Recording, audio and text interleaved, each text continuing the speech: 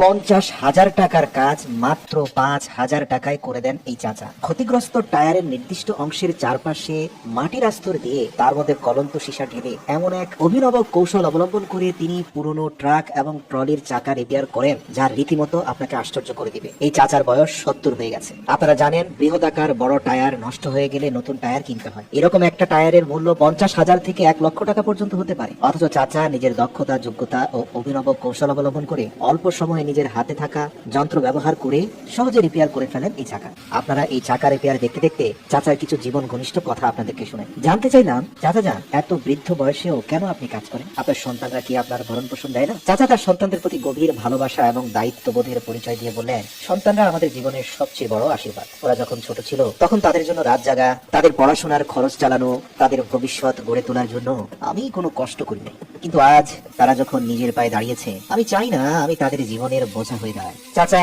বিশ্বাস করেন যে সন্তানদের জীবনে তাদের নিজস্ব দায়িত্ব এবং স্বপ্ন থাকে। তিনি বলেন, একজন পিতার দায়িত্ব হলো সন্তানদের সঠিক পথে পরিচালিত করা, রাস্তা দেখানো। কিন্তু যখন সন্তানরা বড় হয়ে যায় তখন তাদের নিজের জীবন চালানোর জন্য সময় দিতে হয়। যদি আমি তাদের জীবনে বাড়তি চাপ তৈরি করি তবে তা তাদের উপর জুলুম হবে। আমি তাদের সুখী এবং স্বাধীন দেখতে চাই। চাচা আরো বলেন, অনেক মানুষ বয়স হলে ভাবে তাদের সন্তানেরাই তাদের শেষ ভরসা, কিন্তু আমি মনে করি যতদিন আমার হাতে শক্তি এবং মনের জোর আছে ততদিন আমি নিজের পায়ে দাঁড়িয়ে থাকতে পারবো। এটা শুধুমাত্র আমার আত্মসম্মান বোধের জন্য নয়, এটা আমার সন্তানদের প্রতি আমার ভালোবাসার প্রকাশ। আমি চাই ওরা যেন জানে বাবা তাদের জীবন সহজ করতে চেয়েছে, কঠিন নয়। তিনি বলেন, যদি আমি কাজ ছেড়ে দিই এবং তাদের উপর 100% নির্ভরশীল হয়ে পড়ি তবে তাদের মনে একটি বোঝার অনুভূতি তৈরি হতে পারে। আমি চাই না ওরা আমাকে বোঝা মনে করুক, বরং আমি চাই ওরা গর্ব করে বলুক, আমাদের বাবা এখনো নিজের কাজ নিজে করতে পারে। এই গর্ব তাদের জীবনে আত্মবিশ্বাস যোগাবে। আর আমিও আমার আত্মসম্মান বোধ নিয়ে আমার প্রভু, আমার মালিকের কাছে ফিরে যেতে চাই। আমি এখনো প্রার্থনায় বলি, হে আল্লাহ, আমাকে নিজের পায়ের উপরেই মৃত্যু দাও, পরনির্ভরশীল করো না।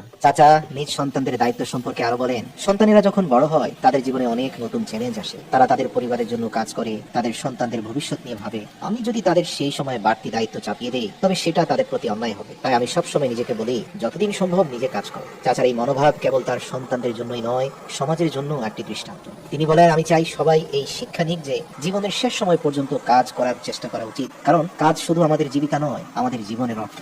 তার এই কথাগুলো শুধু আমাদের অনুপ্রাণিত করে না, আমাদের শেখায় কিভাবে জীবনকে গঠনমূলক ভাবে পরিচালনা করতে হয়। তিনি আরো বলেন, আমাদের দায়িত্ব সন্তানদের বড় করে তোলা, তাদের জীবনের স্বপ্ন দেখানো এবং সেই স্বপ্ন পূরণে সাহায্য করা। কিন্তু তাদের স্বপ্ন পূরণ হয়ে গেলে আমাদের উচিত নিজেদের স্বপ্নকে ছোট না করা। আমাদের উচিত নিজেদের যোগ্যতা ধরে রাখা, যাতে সন্তানরাও আমাদের দেখে শক্তি পায়। চাচার এই কথাগুলো গভীর মানবিক মূল্যবোধে ভরা। তিনি কেবল একজন পিতা নন, একজন শিক্ষক। তিনি আমাদের শেখান আত্মনির্ভরশীলতা, ভালোবাসা এবং সেলফ রেসপেক্ট। তিনি বলেন, জীবন মানেই শুধু নিজের জন্য বাঁচা নয়, অন্যদের জন্য কিছু করা। কিন্তু সেটা করতে গিয়ে কখনো কারো উপর বোঝা হয়ে যাওয়া উচিত নয়। এটা আমাদের সবার মনে রাখা উচিত। তার এই কথাগুলো আমাদের মনে করিয়ে দেয়, বয়স কোনো বাধা নয়, মনোবল এবং কাজ করার ইচ্ছে থাকলে আমরা যে কোনো পরিস্থিতিতে নিজেদের স্বাধীনভাবে প্রতিষ্ঠিত রাখতে পারি। চাচার এই শিক্ষামূলক এবং অনুপ্রেরণামূলক দৃষ্টিভঙ্গি আমাদের জীবনের প্রতিটি পদক্ষেপে পথ দেখায়।